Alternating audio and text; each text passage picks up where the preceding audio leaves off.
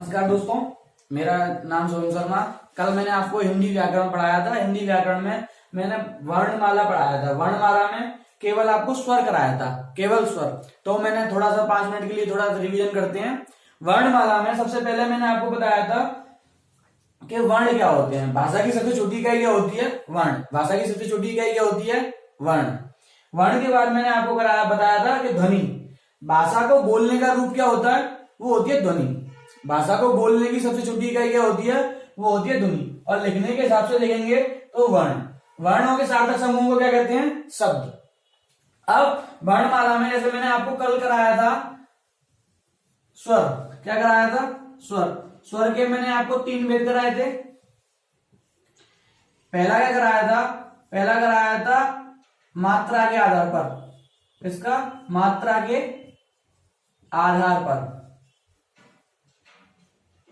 ये मैंने 3 बना दे। एक ह्रस्व स्वर, एक दीर्घ, एक प्लुत। समझे? तो ये होते हैं 4, ये होते हैं आपके 7, ये होते हैं, ये संस्कृत में एक तो संस्कृत में यूज होता है और दूसरा ओम लिख दो। अच्छा, उसके बाद मैंने आपको कराया था जीवा के आधार पर। क्या बताया था? जीवा के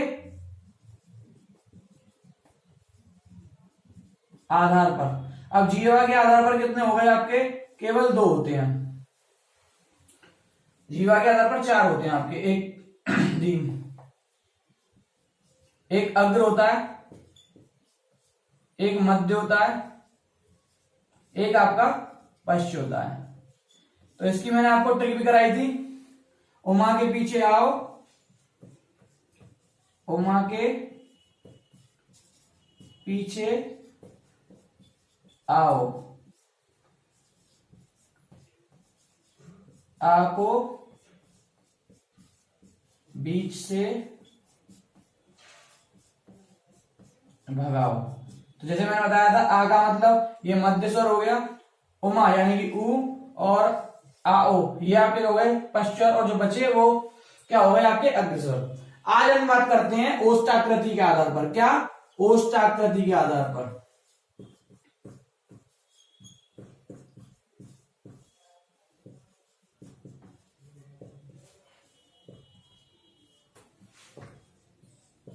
देखो, ओष्ठाकृति के आधार पर केवल 2 होते हैं। कितने होते हैं? 2 होते हैं। एक वृत्ताकार,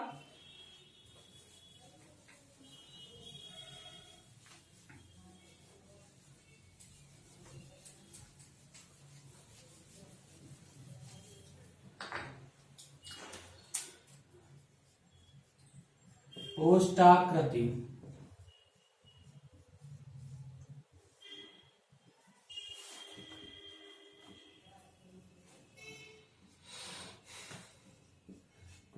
ये आपके केवल 2 होते हैं, एक और ये 2। अब पहला क्या होता है? एक होता है वृत्ताकार। क्या होता है? वृत्ताकार। दूसरा क्या होता है? अवृत्ताकार।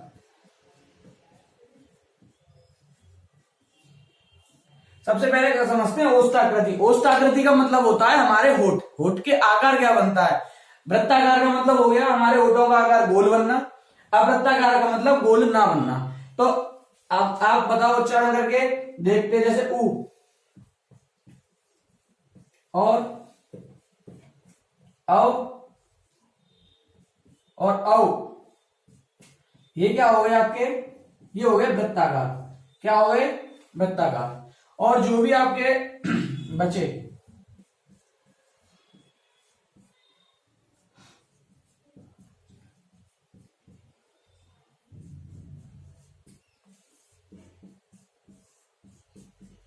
ये आपके क्या हो गए? अवृत्ताकार। एक महत्वपूर्ण इंपॉर्टेंट इसमें होता है, अब कभी कभी प्रश्न में पूछ जाता है ओ, ओ, ये क्या होता है आपका? ये आगत वर्ण होते हैं। क्या होते हैं? आगत वर्ण। आगत वर्ण। आगत वर्ण का मतलब होता है ये विदेशी भाषाओं के शब्द होते हैं। क्या होते हैं? ये दूसरी भाषाओं के शब्द होते हैं। जैसे आपने कभी कभी देखा होगा डॉक्टर, तो ये लिखा ये, तो ये क्या हो गया? आगत। तो हमेशा आगत भी मानना, आगत भी वृत्ताकार में आएगा। किसमें आएगा? आगत भी वृत्ताकार में आएगा। किसमें आएगा? ये डॉक्टर लिखा तो क्या आएगा? अब वृत्ताकार में। और अवृत्ताकार में क्या हो गए? आ ई ई और री और ए। ये समझे? अब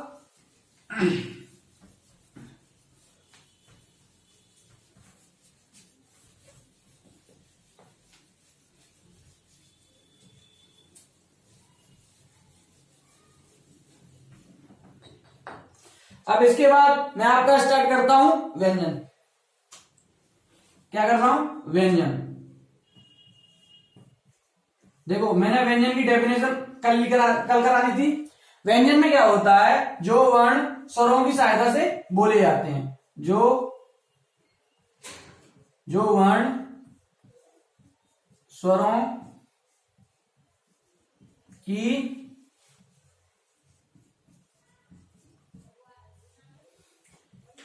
सहायता से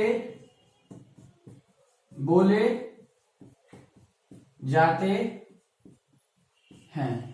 देखो अभी मैंने आपको उच्चारण स्थान नहीं कराए, मैं व्यंजन के साथ ही आपको स्वरों के भी उच्चारण स्थान और व्यंजन के साथ साथ में करा दूंगा उच्चारण स्थान। समझे? तो व्यंजन जो वर्ण स्वरों की सहायता से बोले जाते हैं क्या कहलाते हैं? व्यंजन। इनकी संख्या कितनी होती है? जैसे स्वरों की संख्या कितनी होती है? 11, तो इनकी संख्या होती है 33। इनको मूल व्यंजन भी कहते हैं। क्या कहते हैं? मूल व्यंजन।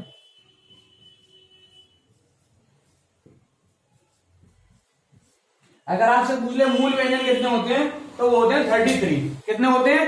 33। तो अब व्यंजन क्या कहते हैं? व्यंजन जो वर्ण स्वरों की सहायता से बोले जाते हैं वो क्या कहलाते हैं? व्यंजन। अब व्यंजन के भेद।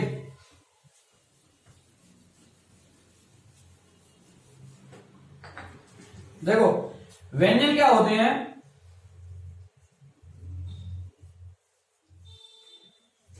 सबसे पहला स्पर्श व्यंजन,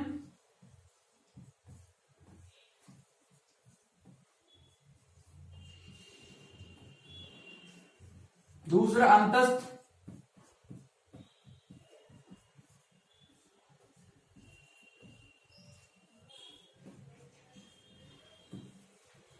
तीसरा ऊष्म व्यंजन,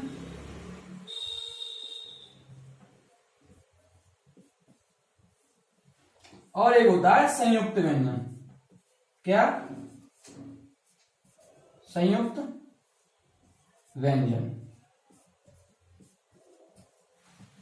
देखो व्यंजन क्या होते हैं? एक तो स्पर्श व्यंजन होते हैं, अंतस्थ व्यंजन होते हैं, ऊष्म व्यंजन होते हैं, संयुक्त व्यंजन होते हैं। अब स्पर्श व्यंजन, इनको अब व्यंजन में सबसे पहले मैं करा रहा हूं स्पर्श व्यंजन। अब इनको स्पर्श क्यों कहते हैं?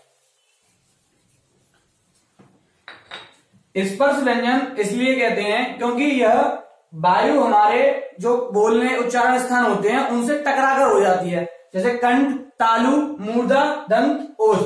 तो जो वायु हमारी 5 भागों से स्पर्श करके जाती है, क्या करके आती है? स्पर्श। तो इसी कारण का नाम क्या पड़ गया? स्पर्श। क्या पड़ गया? स्पर्श। अब जैसे ये 5 वर्गों में बटे होते हैं। कितने वर्गों में? 5 वर्गों में। जैसे का वर्ग, चा वर्ग, टा वर्ग और ता वर्ग, पा वर्ग। अब का वर्ग में क्या आएगा?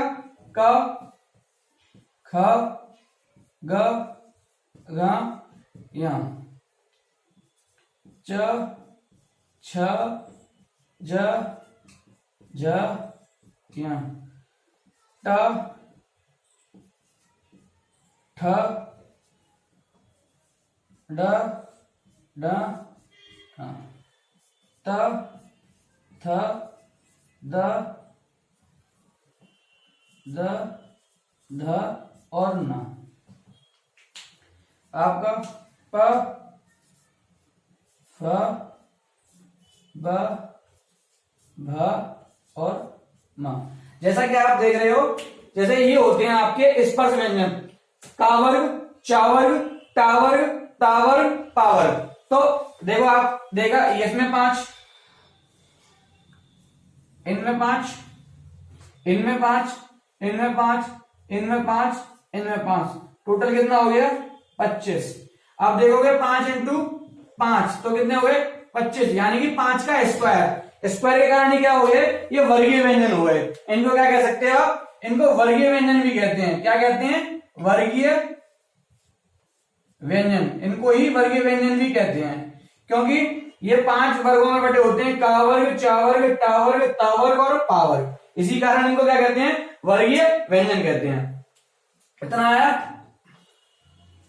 स्क्रीनशॉट ले लो।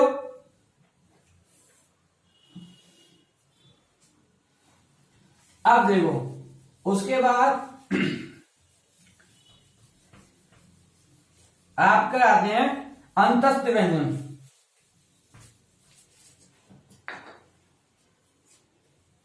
क्या आते हैं, अंतस्थ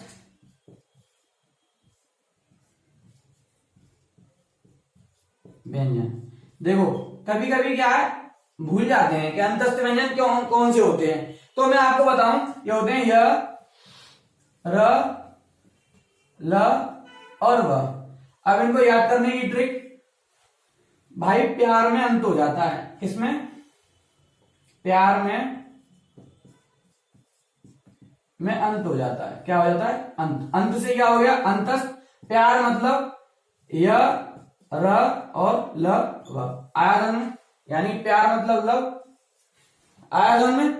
तो क्या हो गए, अंतस्थ व्यंजन में क्या हो गया, य, र, ल, व आते हैं। अब इसको भूल ना जाए, याद रखने के लिए, क्या प्यार में अंत, प्यार को कहते हैं लव। तो य, र, लव, यार प्यार में अंत, समझे। तो ये आपके क्या हो गए, अंतस्थ व्यंजन। अंतस्थ व्यंजन के बाद आता है ऊष्म व्यंजन। क्या आता है, ये आपका फास्ट ट्रैक बैच है, तो इसमें केवल रिवीजन है, ये रिवीजन टाइप का आपकी वो चल रही है क्लास। ऊष्म व्यंजन, क्या, ऊष्म व्यंजन। अब ऊष्म व्यंजन में आते हैं श, श और ह। ये क्या हो गया आपके, श, श, श। अब इनके बारे में जानने के लिए देखो, कभी कभी आपसे क्या पूछ लेते हैं, प्रश्न में पूछ लेता है ऊष्म व्यंजन का क्रम क्या है, क्रम क्या है, क्रम। तो क्वेश्चन दे देगा,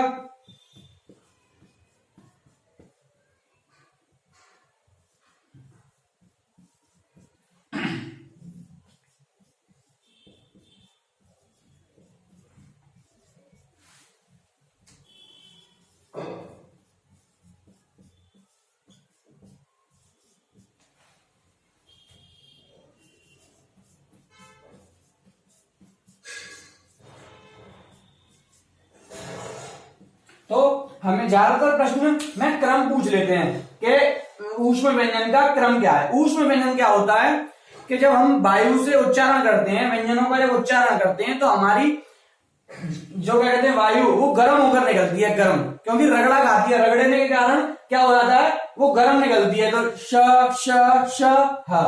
तो ये क्रम निकला। प्रश्न का क्रम क्या होगा, जैसे श, श, स, इनमें से कौन सा विकल्प ऊष्म व्यंजन का सही है। तो ऑप्शन आएंगे श, श, श, ये आएंगे। तो आप कौन से को टिक करोगे, आपका आंसर क्या होगा, थर्ड वाला, थर्ड वन आंसर होगा आपका। ओके। अब देखो संयुक्त व्यंजन। क्या, संयुक्त व्यंजन।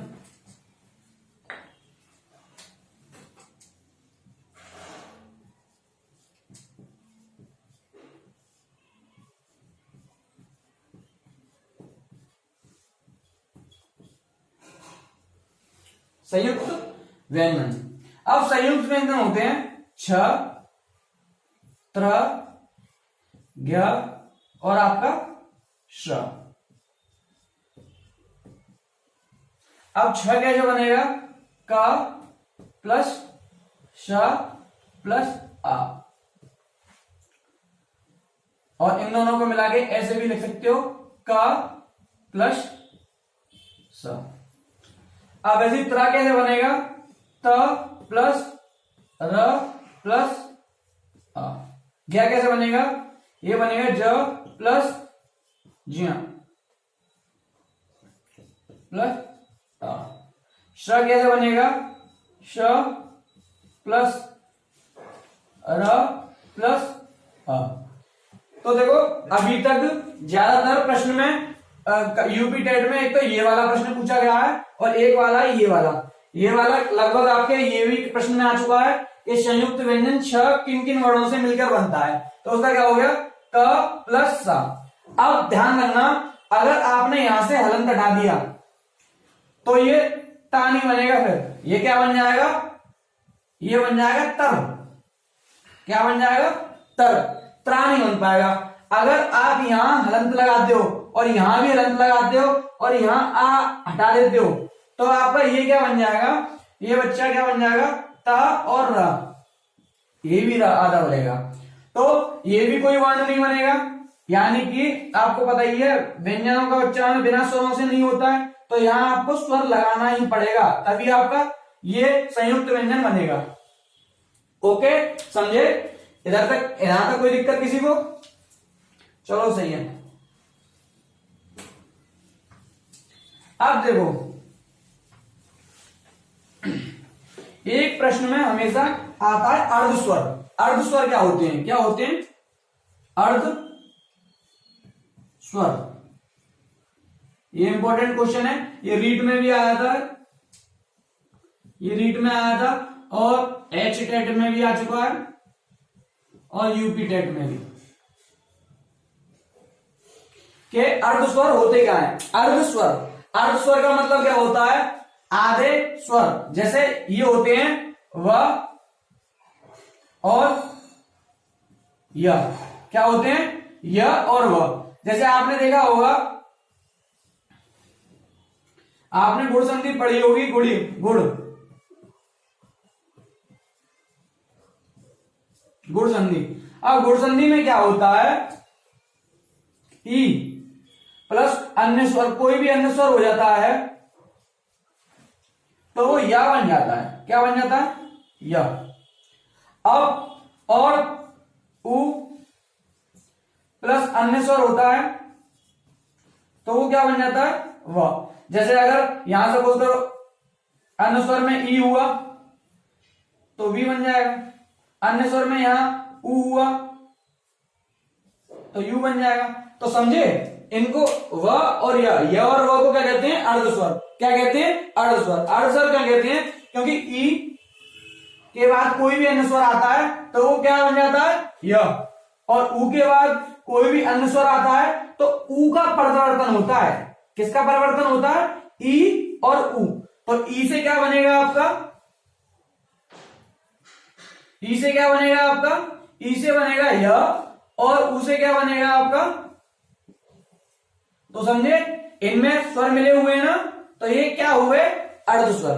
क्या हो गए, अर्धस्वर। अब इसके बाद देखो, ये इंपॉर्टेंट क्वेश्चन है, ध्यान रखना। अर्धस्वर क्या होते हैं, व और या।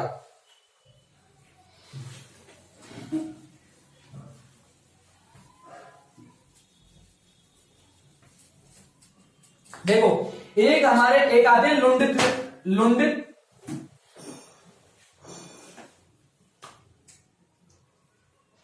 लुंठित, लुंठित व्यंजन आते हैं। क्या आते हैं, वो आके क्या होता है, केवल रा। लुंठित भी कहते हैं इसको, प्रकंपित भी कहते हैं। क्या कहते हैं, प्रकंपित। क्या कहते हैं, प्रकंपित। तो वो केवल क्या होता है, या रा, रा, केवल रा। तो लुंठित और प्रकंपित। और एक होता है आपका पार्श्विक व्यंजन। क्या होता है, पार्श्विक।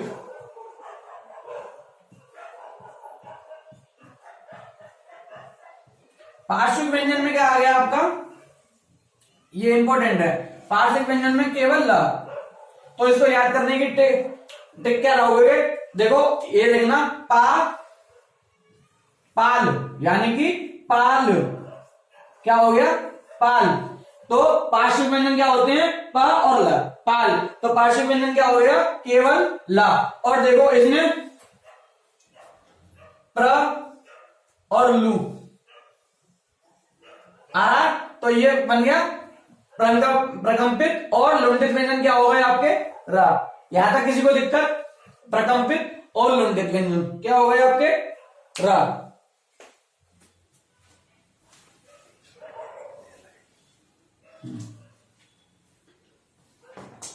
चलो इसी के आधार पर मैं आपको एक अयोगवाह और बता देता हूं, थोड़ा सा अयोगवाह बता देता हूं, और पूरा उच्चारण स्थान जो भी है कल आपको पूरा इसका स्वर व्यंजन पूरे उच्चारण स्थान सब पता पड़ेगा आपको कल। अब इसमें और एक होता है बेटा अयोगवाह, अयोगवाह। अब देखो इनका क्या होता है? अ बस योग बस वाह। वाह का मतलब क्या होता है? एक तरह का वहन। योग मतलब होता है जोड़, पता ही है। आ मतलब नहीं, यानी कि ऐसे शब्द जो मतलब अयोग नहीं है। क्या नहीं है? अयोग, यानी कि व्यंजन जैसा काम करते हैं और क्या करते हैं? स्वरों जैसा काम करते हैं, तो वो क्या होते हैं? अयोगवाह। बेटा ये केवल दो होते हैं, हिंदी में कितने होते हैं? केवल दो। एक होता है बेटा अनुस्वार, एक होता है विसर्ग। क्या होता है आपका? विसर्ग। क्या होता है? विसर्ग। देखो विसर्ग तो आपको पता ही है, विसर्ग। और अनुस्वार आता है आपका ये।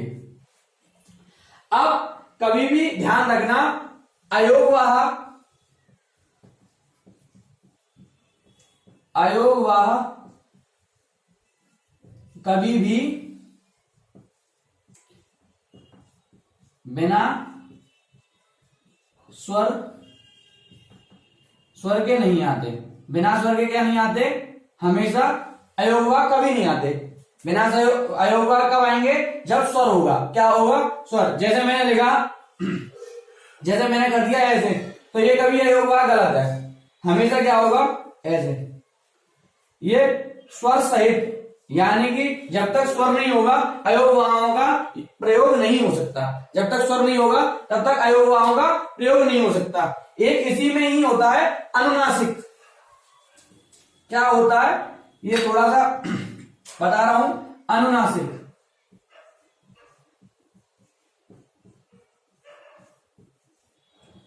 देखो अनुनासिक का मतलब होता है जो मुख से और प्लस नासिका से बोले जाते हैं। किससे? नासिका से। और ये वाला जो अनुस्वार था आपका, वो केवल नासिका से बोला जाता है। तो मुख से और नासिका से, जैसे इसको कहते हैं, इसको हम चंद्र बिंदु भी कहते हैं। क्या कहते हैं? चंद्र बिंदु। क्या कहते हैं भाई? चंद्र बिंदु। इसको चंद्र बिंदु भी कहते हैं हम। जैसे ऐसे लग गया, ये आ के साथ नहीं आएगी। किसके साथ आएगा? हमेशा दीर्घ के संग आएगा। किसके साथ आएगा? दीर्घ के साथ। जैसे आंगन, ऐसे नहीं होगा आंगन, तो ये क्या का होगा? गलत हो जाएगा। समझे? हमेशा जो दीर्घ स्वर होगा उसमें क्या आएगा? अनुनासिक। दीर्घ स्वर में क्या होगा? अनुनासिक। और कभी भी किसमें?